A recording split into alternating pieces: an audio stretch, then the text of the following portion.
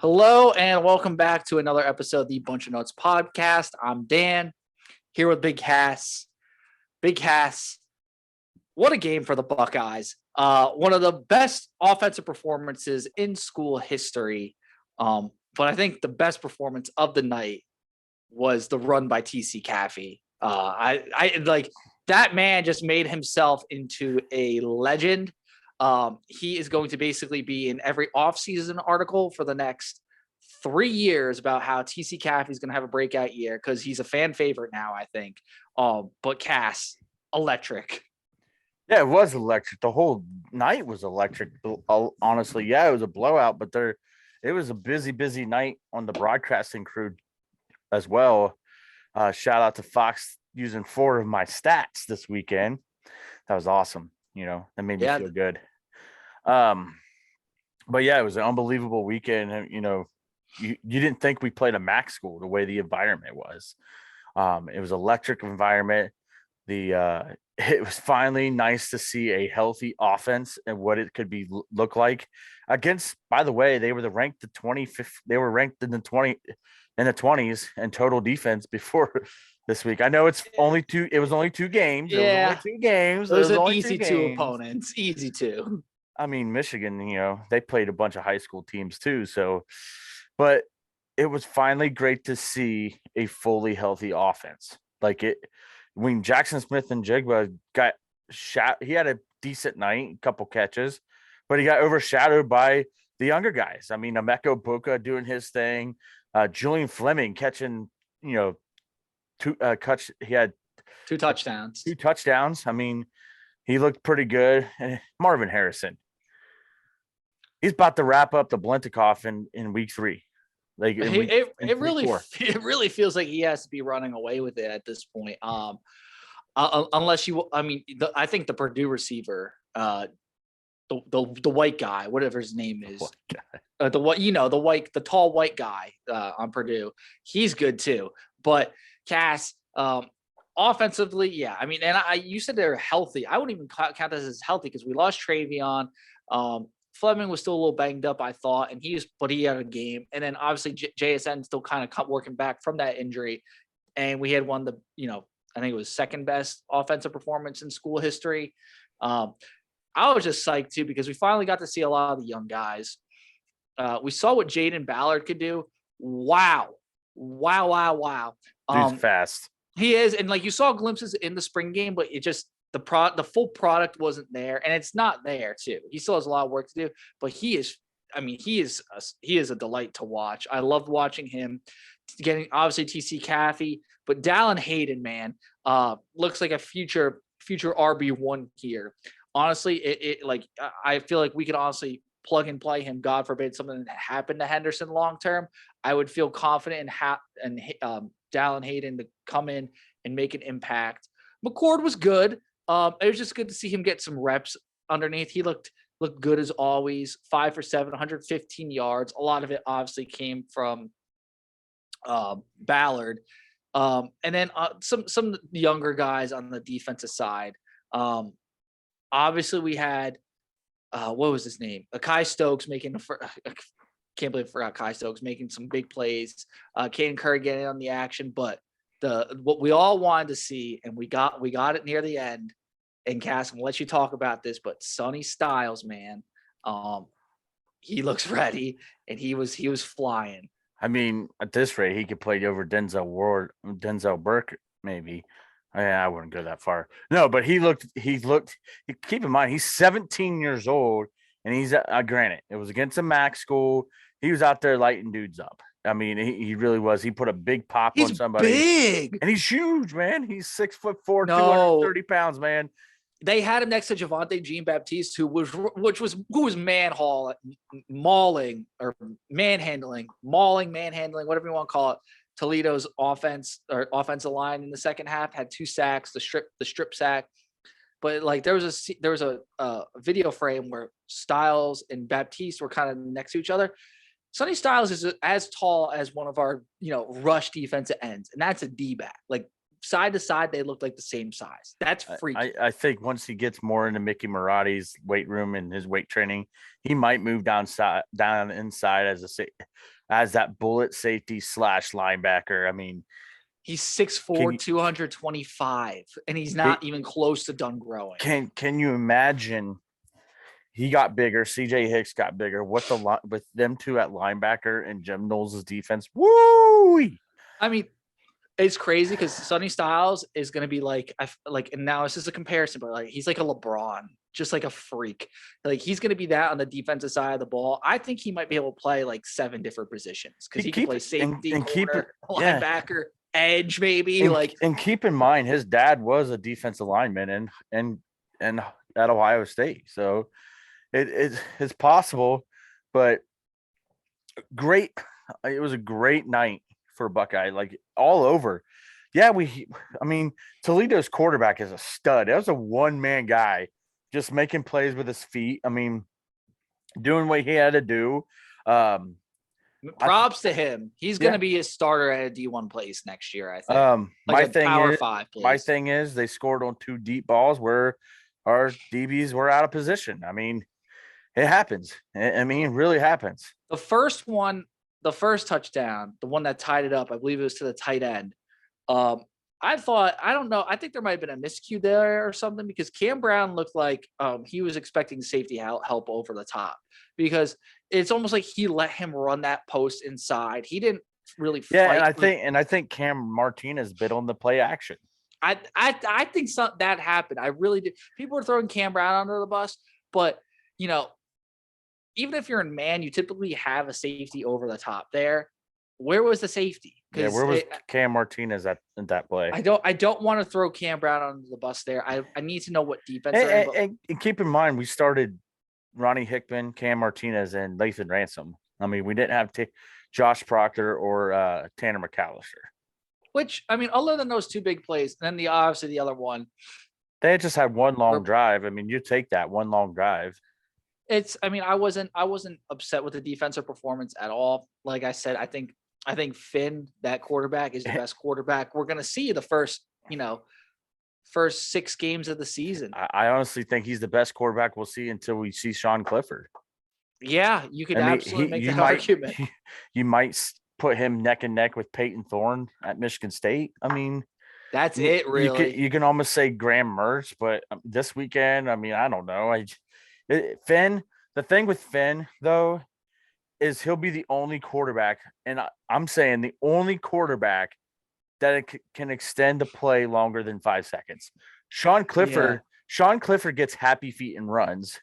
Yeah. I mean, Finn was running for his life, making plays, and that has to be credited to Eichenberg and Steel Chambers staying at home in certain situations when we did blitz like that. Or when we did blitz and Jack Sawyer backing out or Zach Harrison backing out and dropping into coverage, you have to credit the guys jumping into coverage like that. You really do, because he wasn't able – he made those big, long throws, but he wasn't able – every time when he scrambled, he wasn't able to just take off and run. Yeah. That's credited to the pressure of the defense and the linebackers and the rushmen being able to stay at home and prevent him to just take off. I mean, he did take off on a few plays, but those majority of those big, long passes, that's because you can't – I don't care who you are. You can't cover a guy for 12 seconds. I'm sorry. No, you can't. And on the day, our defense was pretty good, I thought. 3 sacks, 9 tackles for loss. We only gave up 21 points. I thought we looked pretty competent, honestly, for most of the day, other than the big plays we gave up. But I mean, I was just really happy that we forced 2 turnovers. That was key. We got basically that monkey off our chest. And what's crazy is I believe Ohio State has not had a single turnover this season. Correct me if I'm wrong. Stroud has 11 no picks. Stroud has no picks. And I don't believe any of our backs have any fumbles. So Ohio State is just +2 in the turnover category, and we haven't even turned the ball over once, which is insane. We're playing really good, clean football for the most part, other than some penalties and just some miscues. We had 1 penalty. That was a well-oiled machine. And I'm happy I got to watch that game on TV because I knew it was going to be a game like that, a big game like that, where we're going to see a lot of young guys. I got to take in what the announcers were saying and just watch it all 22 basically on my TV, rewind some plays, and I was really impressed. And what's crazy, Cass, is like finally our offense had a great game, but our defense didn't have imagine if our offense has a game like that and our defense plays like they did against Notre Dame. Like that's the peak of this team, and that's scary. Yeah, Tim Brando looked at me at halftime and said, "Nobody's beating Ohio State in this building." Period. And that's credit to the atmosphere. It was loud for a Toledo game. 105,000. This week, blackout night game, bigger opponent. 106,000. 106,000. You can only go up by a little bit. I look at it this way. We saw CJ Stroud run. Now we know why he doesn't run. The dude can't slide for shit. He just falls. He looked awkward on the second keep he had. He looked like a deer, like he was like wobbling and stuff. He wasn't very graceful. I do agree. But he ran. It was nice seeing him run. What did he finish with on the day? 2 carries for 9 yards along a 5. So nothing, but that's okay. If he took off, that's all we ask. And he picked up a first down. If it's third and or 2nd and 10, get 5 yards if you can. Yeah, the one he picked up a first down. Yeah, he stumbled like a deer, but and how about the play right before Coffee scored? Devin Brown on 4th down picks up the first down on a second effort. The mullet power, man. He's trying to grow a better mullet than Quinn Ewers. Devin Brown on the day. Devin Brown has already had a more successful career than Quinn Ewers. He actually did something, got a first down, didn't hand the ball off. So actually, that's crazy. But yeah, I like Devin Brown. He managed the offense pretty well. I thought got that first down. He had a touchdown drive, much better than Quinn Ewers. Let me tell you, CJ Stroud's throws, crispy clean, man. And he's just getting better now that he's getting JSN back. Fleming, and let me tell you, the one catch by Fleming, if Fleming doesn't catch that, Marvin Harrison's catching that probably, which is scary. But I'm happy that Fleming caught some touchdowns, because Marvin Harrison can't have all the balls. People are going to transfer because he's catching everything. People are going to get their share. They're going to leave next year. But the problem is, and I think the way Brian Hartline has these guys, they don't care. They want to win. They want to win an Natty. I guarantee it. None of it'd be nice to get these nice awards and stuff like that, like the individual awards. But darn well, these guys want to win a Natty and bring it back home and get a new scoreboard, not scoreboard light, but new year light on the south end zone. Or no, north end zone. I'm sorry. Around the corner, man. Is the attitude of this team, man. They're focused. They're ready to go. I'll say too that Emeka Ibuka, he's so electric. We saw him house the punt last week that got called back, but they're using him on jet sweeps now, over 100 yards again, 2 touchdowns on the day. He's kind of like a Ted Ginn man or something. He's Jalen Marshall. Yeah, no, he's better than Jalen for sure. Well, they're using him like Jalen Marshall did, like we used Jalen Marshall. But what I think is scary is Cade Stover going right up the middle, man. Yeah, making some huge catches. And you know how much I love Jeremy Ruckert. I think Cade Stover's better, man. I really do, and he's getting open. He's big. He looks like Gronk. This is going to be a problem with Big Ten defenses. He looks like Gronk with that arm brace. He doesn't wear the same number, but that looks like a little Gronk out there with his arm brace and the way he runs and plays. I'm telling you, the play out of Cade Stover, have phenomenal. It's been awesome. JSN gets fully healthy. Julian Fleming, Marvin Harrison Jr., Emeka Ibuka. I'm telling you, this offense, once they get healthy, we're getting into Big Ten play this week. So I just crunched the numbers. Let's say Ohio State plays 14 games, not saying we're going to national championship, just saying we win the Big Ten and play a college football playoff game, or just win the Big Ten and play a bowl game. You should have just done 13. Just I'm doing 14. I think that's a fair assumption for Ohio State. They're going to play in the Big Ten and then a bowl game at worst. Like the college football playoff. Yes. And so basically you do Cade Stover's numbers.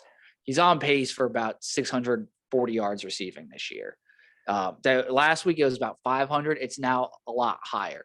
So if you told me you're going to get 640 yards out of your tight end this year, I'd be like, wow, who got hurt? And the thing is, that's what he's on pace. By the way, CJ Stroud's on pace for 59 touchdowns and no interceptions, but that's hearsay. My thing is I want to see this offense. The problem is we saw it against Notre Dame. When they got down and couldn't move the ball, they adjusted, went to the running game. I loved it. They need to figure out what's working and just keep using it. That's the one flaw I think I don't like about Ryan Day. Sometimes I feel like he forces like the throws or forces the runs. Yeah, he'll just force something that's not there, or like he'll just force using Travion Henderson in between the tackles, like running him up the middle. And one was like, we have Mayan Williams, just put Mayan Williams in to do that. Don't use Travion like that. Those are my two things that Ryan does. And I think we need Travion out in space. We do. No, it blows my mind that we bash Travion's head in, like literally up the gut, and we never block for him when we do the play. But then we put Mayan in, and I don't know if it's just Mayan hits the holes slower and more patiently. I think what it is Travion. I think Mayan Williams hits the holes harder and faster. I think Travion tries to dance and juke a little bit and tries to be a little bit patient.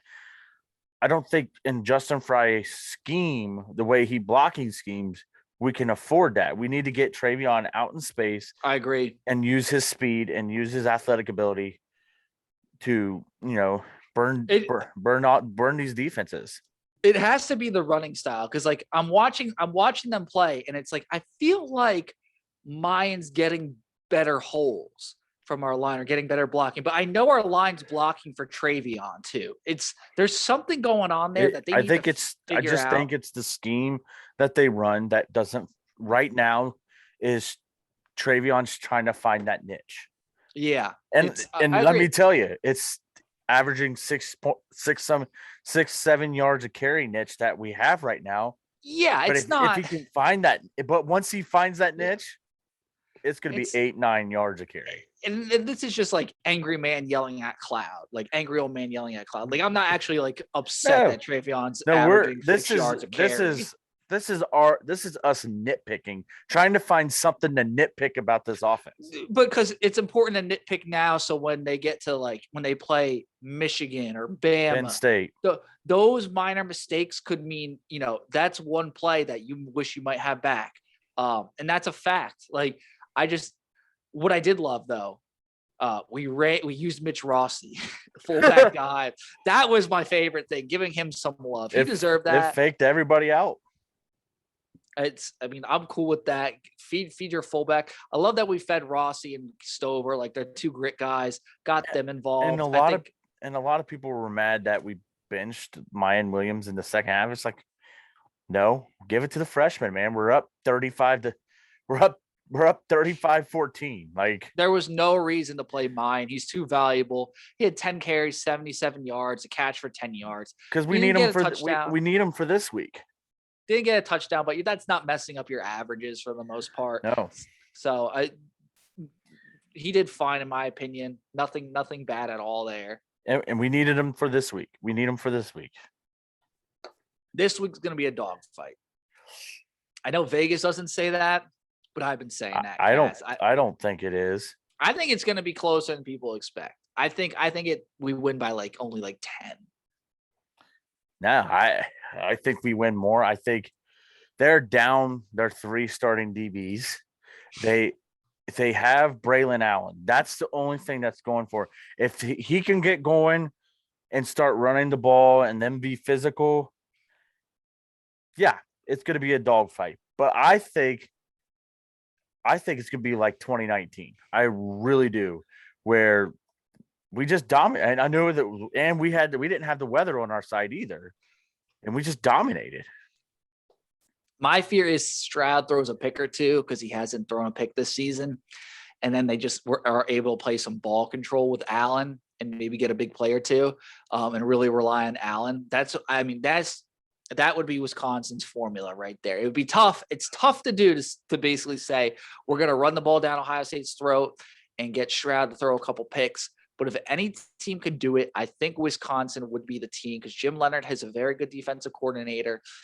I think I still think we win, but I think I wouldn't be surprised if Stroud throws a pick or two, and then they do some really good ball control with Braylon Allen, and Mertz just he manages the game, maybe makes a throw or two. Maybe Denzel Burke falls asleep again for a play or two. It's highly possible. Sadly, I just I don't see it. They laid an egg against. They're not a second half team every year.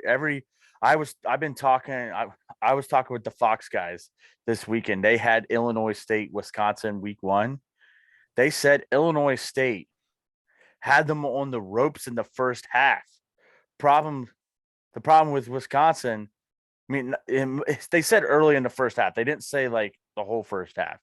They said what the problem was is Illinois State started turning the ball over, but they kind of controlled the first quarter and a half. It's just they couldn't stop Braylon Allen once because Wisconsin started getting more offensive possessions. And then I mean Washington State controlled them in Camp Randall. I mean, I know it's Big Ten, it's the first Big Ten game of the season, but I really think Ohio State, the way Ryan Day has this team focused, they're going to play physical in practice this week. I think we're going to. I don't think we're going to blow them out, but I think we cover. I think we beat them by 3 touchdowns. I mean, that's just how confident I am. Wisconsin hasn't beaten Ohio State in 12 years. Ohio State has outscored Wisconsin 120-42 in the last looks like 5 matchups. Our program has always proven better in recent memory, but Wisconsin's still a very, very good program. They're highly respected. They run the pro scheme, 3-4 defense. I think they could absolutely give us a test. Personally looking at our schedule, out of the first 6 games, I think they are the toughest team, even including Michigan State. I think this is the toughest team we're going to see. And I said Notre Dame were frauds. They are frauds. We know this now. They almost lost to Cal. Michigan State's good, but I think this one's the dogfight, Cass. I think this one is going to be close. I'm not saying that they're not. I'm saying that they are our toughest test. I'm just that confident in our football team. Yeah, you could be confident. That's fine. It's a blackout at night in the shoe. Players love wearing the black unis. They're 3-0 in the black unis. They've blown out everybody in the black unis. Wait, no, they didn't blow out Nebraska because that was a noon game. I'm sorry, but they blew out. Their blackout has been very, very successful. The place is going to be rocking. I like Ohio State by 3 touchdowns. I really do. Okay, so what are your keys to the victory? Because I'll do mine first. My key to victory is do not turn the ball over. Like Stroud, no picks. We got to keep that streak alive. No picks this week. Number 2, we have to stop the run. If Wisconsin gets a push on our defensive line, and Braylon Allen's able to get 4 or 5 yards of pop, it's going to be a long day. We absolutely have to stop the run. So basically, no turnovers, stop the run, and we should beat them. But those are 2 things that, like, if our defensive line is just, doesn't come to play, because Wisconsin historically always has a great offensive line, and they get a push, and Stroud or Mind Williams or Travion, they drop a ball, they have a fumble or something. That could turn quickly, especially too if we get the ball first. I think if we get the ball in the first half and like receive, which I hate that we do this now, that we want to bring out the offense. I just always like getting the ball in the second half because you always have a chance to make adjustments. That's how I do it. I just like that terrifies me. If like we get the ball first, throw a pick, they go down, establish the run, get ball control. That means then it's going to be a long day, and I would be very worried. I don't see that happening though. But my keys are, like I said, protect the ball, stop the run. I have contained Braylon Allen. I think Braylon Allen's going to have less than 8. I think he's going to have less than 100 yards rushing. Well, the problem is though, they have Ches Maluzzi, who's their other back, so they have a 1-2 combo. Yeah, but I'd say contain Braylon Allen. Make Graham Mertz beat you, because whenever the last few times they've had a stud running back and we've had to have their quarterback try to beat us, it's failed. It has failed miserably. They have no guys on the outside to be able to. I mean, that's what's going to hopefully help our DBs. They don't have superstars on the outside, but that hasn't stopped them before this year. But contain Braylon Allen. Don't turn the football over, and just play Buckeye football. Play physical. Be the most physical team right off the get-go, and just win this game early and put them away early. The one weapon they have on the outside is probably their freshman receiver, Skylar Bell. He's been pretty impressive. He's only 6'4", 190 pounds from New York, but he's had 8 catches, 146 yards, 2 touchdowns. He's like their big prospect, I would think. Shamir Dyke is their other receiver. He's actually their leading receiver, 9 catches, 172 yards, 1 touchdown. He is a junior. He's the more experienced one. So it's a frisky group, but it's definitely not a group that scares me. But no, you never know. You never know what our secondary is going to do or what shenanigans is going to happen. Like you can't, and like, I got to bring this up. I went to the Browns Jets game. Like anything can happen after going to that game. That's a humble reminder. You got to play a full 60 minutes. Anything can happen. Like CJ Stroud could be like, oh, I want to score a touchdown. And when he could just knee it. And then, suddenly, they get the ball, throw one deep to, somehow Ches Maluzzi's, in the receiving package, or like Skylar Bell hits a 60-yard touchdown onside kick, and then maybe our guy like G Scott's not paying attention on the hands team, and then Braylon Allen now gets the ball and he rips off a 60-yard touchdown run for the win. Like something crazy could happen. It's not going to happen. It can't happen because I put it out there. But like I was going to say, you shouldn't have went to the Browns game, because now you got these crazy thoughts in your head of things happening to the Buckeyes. But I will tell you, I think the Buckeyes are going to win, no problem. Like I said, by 2-3 touchdowns. And I have the Buckeyes winning 38-13. That's a fair score. I really like that score. I will also say I think Ohio State gets about 38. I'll say 38-24.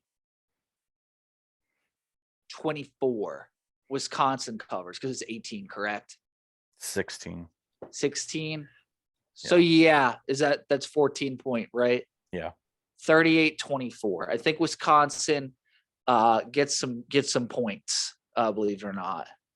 Yeah, I don't think so. I think 38-13. Braylon Allen does have their only touchdown. Well, they might score 2 touchdowns. 38-14, 38-13. That's my final. Okay. I'm gonna say 38-24. Points scoring will not be I will tell you, and it's good. I will tell you, Buckeyes, their first points will be a field goal. And they will go down 7-3. Every time. Every damn time. And then all of a sudden, Twitter explodes. Twitter explodes. Our Slack conversation explodes. Oh, fire Ryan Day. Jim Knowles. That's not in our Slack, though. No. Just like that's Twitter. That's fire Ryan Day. Jim Knowles is a bull fraud. And then Brian Hartline should be the head coach. And then after Wisconsin scores, we go down and make it 10-7. Oh, Then they go 3 and out. We go down, make it 17-7. Stuff like that. they'll get a field goal before halftime. Halftime score 17-10. 17-10. Jesse Palmer and Joey Galloway are losing their flipping minds. By the way, I love that duo. They're so like, I don't know, they're just goofy together. They just like, they make me laugh. They do their virtual laughs. But I do miss Mark May and Lou Holtz. Yeah. Oh, who doesn't? But it's because Lou Holtz would put Mark May in his place. And by the way, people, find you a bro like Kirk Herbstreit has Lee Corso. Oh yeah. It was weird seeing Kirk Herbstreit with Al Michaels on Thursday night. It was odd. On Amazon Prime, where the video is not even matching up with the audio, and it just didn't feel right. I don't know. I didn't like it. Like there was, and they teased the Chris Collinsworth slide. Like they teased it, and I thought Kirk was gonna slide in, but he didn't. They were like paying homage because like Al Michaels doesn't do Sunday Night Football anymore, and I don't know. And then Kirk came in. I was like, well, I'm like, you kind of got to be at game day in like 12 hours, man, to set up. So like, yeah, he was talking about how he's going to be in Cleveland, and then he flies to Knoxville, does a little pregame thing. Well, he lives in Knoxville too, and then Tennessee, and then does game day in Knoxville, flies back to Columbus for the game Saturday night. Which, by the way, College Game Day got this wrong. They should be in Lawrence, Kansas for the Kansas Duke game. I gotta say though, they did kill it last week. That with the Luke Combs App State game day might have been one of the best game days. I'm going with Jimbo Fisher. Thank you, Jimbo Fisher, for the donation of my home. The 1.5 donation of my alma mater. They're not going to top. I'm sorry, they won't top Luke Combs the rest of the year. I'm sorry, they won't. He got the LSU pick right too. I forgot what he said. He just like he picked LSU over Mississippi State. Had some good picks, I thought. Pat McAfee was singing "Ice Cold Beer." The whole crowd started going nuts. That was a scene, absolute scenes. Who do they get when they come back to Columbus in November for Ohio State, Michigan? Who's the celebrity guest picker? Ohio State, Michigan. That's a tough one, Cass. Jake Paul or Logan Paul? Jack Harlow again. I mean, he was all right. I thought, I'm not. Have they had they've had all musicians, haven't they? Yeah, I think I'm old and not with the kids, so like I didn't get the Jack Harlow pick, but like I went. He was very personal, said some funny things. I like Jack Harlow's music. I mean, yeah, they have to. Oh, they got 21 Pilots last year for the Michigan State game, didn't they? Bring up Lil Bow Wow, Le'Veon Bell, Columbus native. He was he tried DJing one time he was like a DJ at Bullwinkle's while he was in the NFL. Like they were promoting like, oh, come see Le'Veon Bell at Bullwinkle's. He's gonna be DJing, and I don't think anyone went. Oh, we got a big recruit in basketball. Yeah, well, good. We'll ruin him. Welcome to hell, my friend. No, he's a Minnesota combo guard, Tayson Chapman. I kind of feel weary about these upper Midwest guys because the last time we got an upper Midwest guy, he ended up getting mental health and going and transferring to Marquette. Yeah, I mean, you can't loop all. No, I'm just kidding. It's we'll see how he is. I'm skeptical. I'm gonna be completely honest. You know my thoughts on the basketball team and every recruit we get. Getting closer, man. For last day of summer was this week.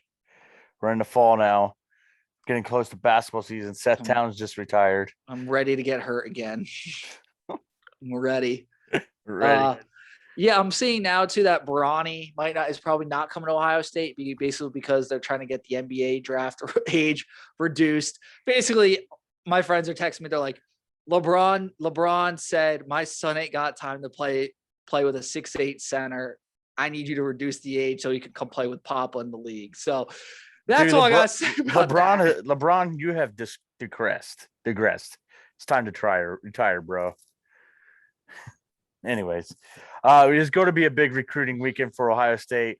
Bringing in guys that are already committed, like Rogers, Braden Ennis, just a bunch of other guys.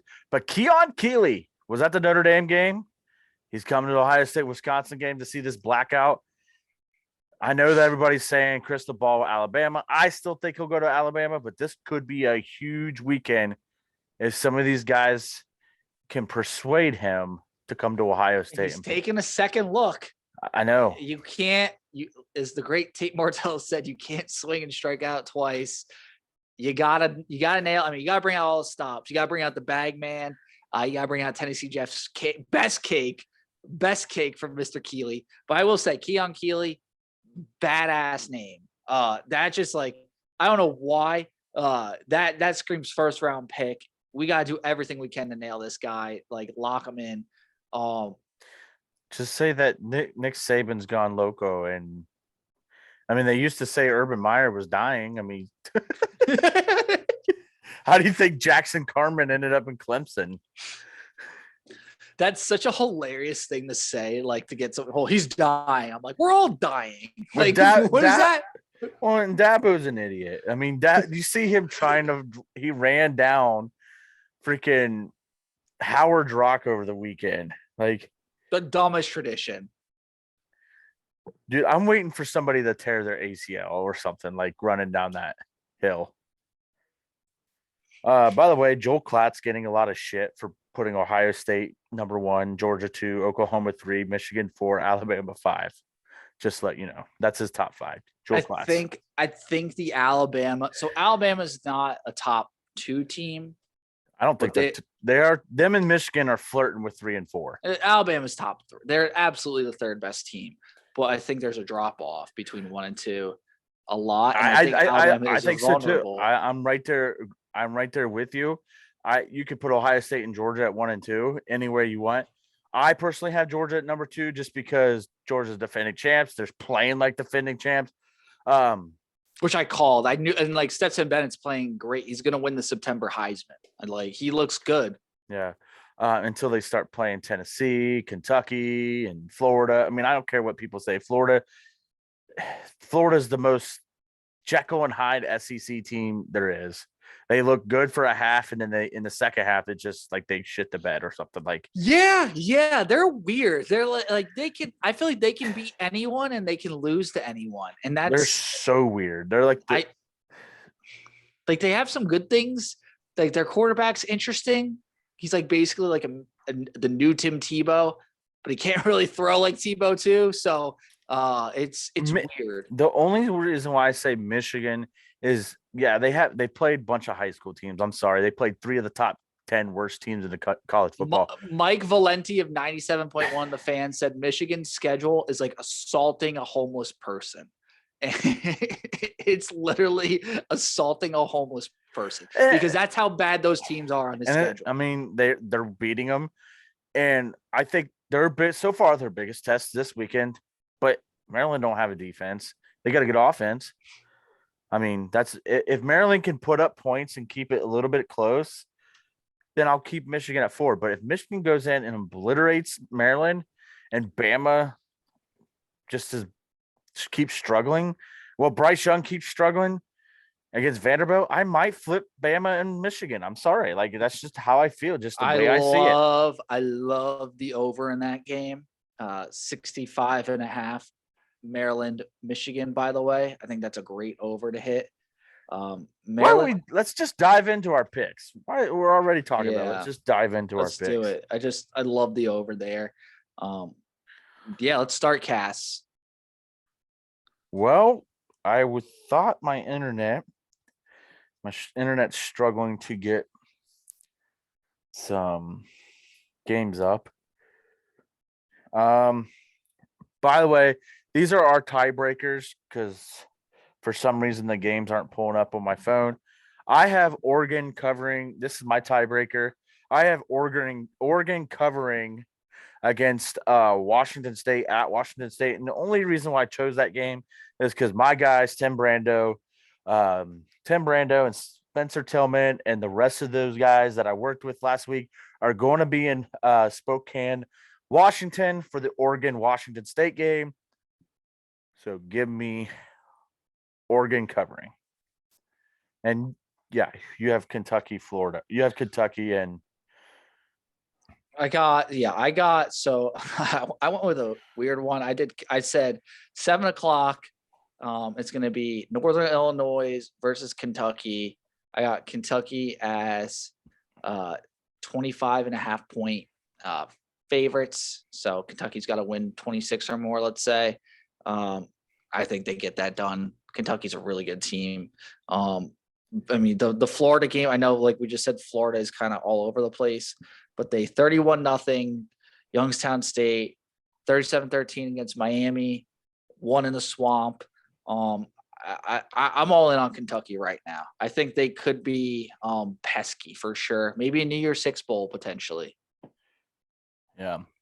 Clemson, number 5, Clemson at Wake Forest. Clemson's a 7-point dog. Wake all day. I don't have Wake Forest winning, but I have them covering. It's going to be a close game. I agree. So we both have Wake Forest at +7. The problem was Wake Forest, and I think they're getting this game completely wrong because Wake Forest was like in the preseason, they were highly ranked. Hartman had their quarterback, their heart and soul, great player, had that scary like injury or illness, which it almost sounded like it could be career ending. Missed week 1, came back for week 2, threw 4 touchdown passes. Guy's a baller. That's a home game. That's his chance to beat Clemson. I think he gets it done. I think they're getting that all wrong. That guy's a leader. He's a baller. Sam Hartman's going to beat Clemson, but we'll just say they'll cover. We talked about Florida and how weird they are. They head into Neyland Stadium, Tennessee, 3:30. That place could be rocket. Hendon Hooker, Tennessee, 10.5. I have Florida covering, but Tennessee winning. I'm sorry. I have Tennessee winning. I have Florida covering. Give me Tennessee covering. I just think Tennessee is really good. They're just really good. They offensively, they're just more refined than Florida. I think just offensively, it's not even going to be. You saw what Kentucky can do, and Kentucky, they have some flaws offensively. Tennessee doesn't have many flaws, I think, on the offensive side of the ball. I think they're going to absolutely have their way. If Anthony Richardson doesn't step up, I think that game could get ugly quick. Yeah. All right. Arkansas, Texas A&M. It's kind of a pick 'em because the line is 2. I like Arkansas. I like Arkansas to go on the road to College Station and knock off Texas A&M. It's A&M +2 or -2. -2. Yeah, I'm gonna take A&M there -2. I think. Is it like we talked after, like anything below 2.5 is like a pick 'em? Yeah, I'm just gonna take A&M money line, like straight up A&M money line to win that. I think. Yeah, I have Arkansas money line anyways. Okay, that's fine. Yeah, we'll just change it to that. The Max Johnson proved to be better than Hayes King. I think A&M's kind of finding themselves. I think that defense is pretty good for the most part. Arkansas, other than their quarterback, I don't love their offense. I think their quarterback just kind of makes up for a lot of things. I think A&M kind of has a strategy. They have more of a game plan than Arkansas, so give me A&M for sure. All right. And they're going to be playing with a chip on their shoulder because of the Appalachian State game. Right. All right, Big Ten action. Minnesota and Michigan State. What line you got there? I'm trying to find it. I know they're playing this week. They definitely are. Oh, it's because I accidentally clicked top 25 and neither team's in the top 25. Minnesota -3 at Michigan State. So I'm gonna go with Minnesota. I think they are gonna play some good Big Ten football, run the ball. They're the fourth best rushing team in the college football cast. They're dogs that run I the think they're ball. the best Big Ten West team, so I'm going with the Gophers as well. I agree. I think they're gonna, and this is gonna be weird. They are gonna out tough a Mel Tucker team. Yeah, Mel Tucker got out tough in Washington last week. So, other Big Ten action. Hold on, just 1 second. What was that money line again? I'm sorry. 3. I have Minnesota -3. Yeah, me too. Big Ten action. High noon in Piscataway. Actually, this is 7 p.m. My bad. I don't see how Iowa is a 7.5 point favorite. It's noon in England or whatever. It's noon in Hawaii. Yeah, big Hawaii kickoff. I like the Rutgers Scarlet Knights getting their 4th win, covering over the Iowa Hawkeyes. Give me Rutgers plus 7.5. You don't like this, Vic? Stupid. I'm just looking at both. Iowa sucks. I'm sorry. I know they beat Nevada, but I got Iowa. I'm not kidding myself. I think the offense has to come to life this week. It has to. Well, they scored 27 points last week. I think they might break 30. Give me Iowa plus -7.5. All right, and the last one. Wait, 1, 2, 3, 4, 5. Yeah, no, that was the last one. By the way, we're both 500 on the year. Perfectly balanced. Yeah, hold on. How many picks did we pick last year? He's counting. 6, 7, 8. Oh, we got a couple more. Because we've done 1, 2, 3, 4, 5, 6 now. Last week we did 1, 2, 3, we did 4, 9. 5, 6, 7, 8. We did 8. Oh. Because our 8th one is our tiebreaker. For some reason, how we did that. I don't know. Do we do Kansas? No, Duke, Kansas. Come on. How can we forget? Duke, Kansas. Where game day should be going. Rock, Chalk, Jayhawk. Craig Young gets it done. Rock, Chalk, Kansas as well. What is the money line? Well, spread is Kansas -7.5. Yeah, I like Kansas. Oh, I've got one more, right? Yeah. The other Big 12 matchup, the Oklahoma letdown game. You're not wrong. This always is the letdown game too. It's always Kansas State for some reason. I want to take Kansas State so bad. Is this the Deuce Vaughn Heisman game? The Deuce Vaughn Heisman game. This honestly could be. Oh man. This honestly could be, bro. I'm not what even is kidding. The money line? Because everyone's gonna be watching that. What is the money? Oh man. Deuce Vaughn only has 352 rushing yards in 3 games. 13 points. Oklahoma's favored by 13 at home, 8:00. I should have made. Well, I'm doing it. You taking Kansas money? State? Kansas money line. Kansas State. He's all about Kansas. Guess what? Next week, if Duke and Oklahoma wins, Dan's going to have to say, "Toto, we're not in Kansas anymore." We're Kansas today. Kansas State. I'm not going to do money. I'm not doing money line. I'm just going to do plus 12.5. But Kansas State should win. Plus 12.5. For pick purposes, I'm taking the spread, but I'm telling you Kansas State money line. If I'm like, I might put money on Kansas State money line. I'm taking Oklahoma. Okay. I want to pick Kansas State, and I won't be mad. Hopefully that'll be the game that doesn't, that puts me over the top and I win this week. It'd be very nice if Kansas State could beat Oklahoma just for like Ohio State, because then it basically knocks like the Big 12 out of the race. So like that's one, and then SEC will take care of itself. I don't think ACC is getting anyone in, and I think Pac-12 will take care of itself. I think USC will get in. And Notre Dame's not getting in. They're done. So it's like, if Oklahoma loses, I'm feeling pretty good about Ohio State's chances. Like Oklahoma's the one team that I think could make some noise from the Big 12. But Kansas State, man, we're like you said, we're not in Kansas anymore.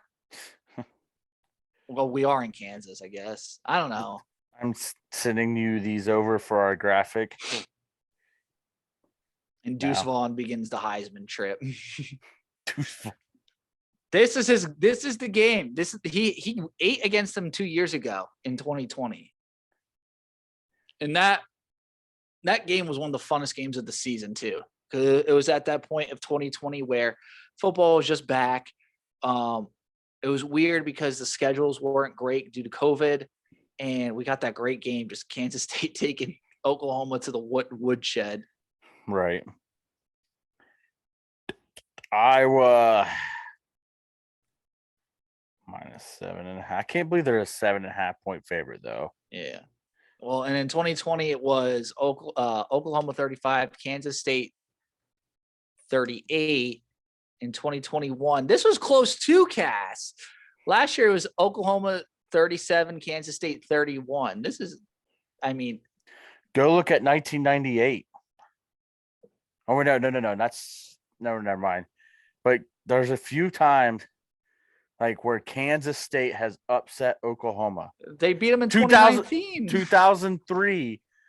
Instead of Ohio State playing Oklahoma in the Fiesta Bowl, Ohio State played Kansas State in the Fiesta Bowl. Bro, Kansas State beat Oklahoma in 2019. That team made the playoff for Oklahoma. Kansas State like routinely beats them for some reason, and there's no reason why.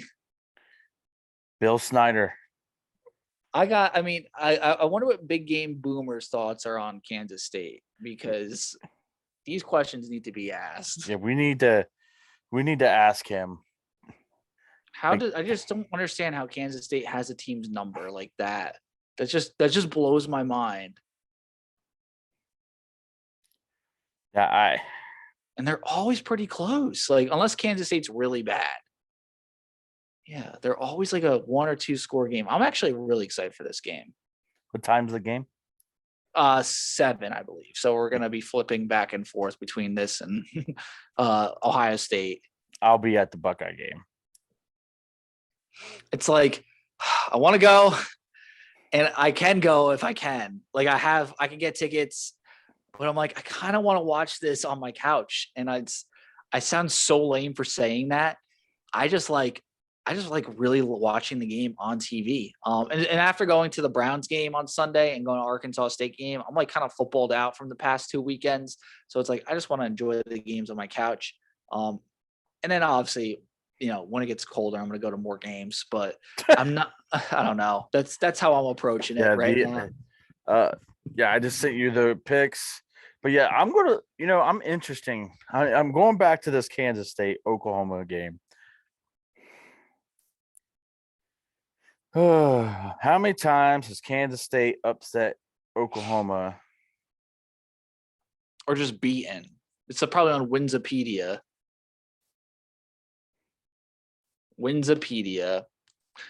All-time series. Oklahoma 77 wins, Kansas State 22 wins, 4 ties. So basically a 20, like about 25 to 75% each. Okay.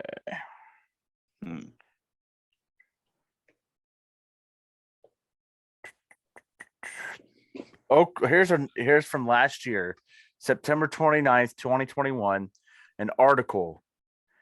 OU has owned K-State all time, but not recently. So since 2012, the Sooners have a 6-4 advantage over Kansas State. Big 12, they met twice in the Big 12 championship in 2000 and 2003. Sooners won in 2000. Kansas State beat them 35-7 in 2003. Kansas State dominated the 90s of this, by the way. Bob Stoops took over in 1999. Stoops was he was assistant, but he was 10-3 against Bill Snyder all time. This Kansas State team in 1998 that was really, really good, that lost to Texas A&M, prevented them to go to the national championship. Hear this: Mike Stoops, Bob Stoops, Mark Mangino, and Brent Venables were on that Kansas State staff, and they all left and went to Oklahoma. That is a historic. That is a historic. Like that's Big 12 royalty. That staff, man. The Stoops brothers, Mangino, and Brent Venables, young Brent Venables, unreal staff. We all know Mangino is the best coach of that staff too. That's just a fact. Bob Stoops was also on Ohio State staff back in the day. Yeah. Nick Saban. By the way, found this out this weekend. One of Nick Saban's very first head coaching jobs was at Toledo, University of Toledo. It was. I did not know that. It's one of those random facts. I don't even know the record he was. He was probably mediocre. Let's pull it up. Nick Saban Toledo record, because that's the question. He probably went to Michigan State right after that. No, he went to Cleveland Browns offensive coordinator, I believe. Toledo. He was an offensive coach. Yeah, he went 9-2 for them. Looks like they won the MAC, actually. Yeah, they won the MAC. They went 9-2. He had a 7-1 conference record. Didn't go to a bowl game, and then he just said, "Peace out. I'm gonna go become the offensive coordinator with the Cleveland Browns." And that from 1991 to 1994, and then he went to Michigan State. So that's crazy. Right. Well, Wisconsin this week, blackout. I got myself a nice zip-up jacket to wear, blackout jacket to wear. This game is supposed to be high of 69 during the day, low of 49 at night. That's beautiful. Football weather. Supposed to be great weather. Again, Buckeyes 38-14. I changed it to 14, 38-14 over the Wisconsin Badgers. That's all I've got. 38-24 Buckeyes. Wisconsin covers, but as always, I'm not putting negativity out there. Just putting the stats, the numbers. But as always, thank you so much for listening to another episode of the Bunch of Nuts podcast. Go to the game, get loud. I might still go. I don't know. I'm on the fence. But as always, go Bucks.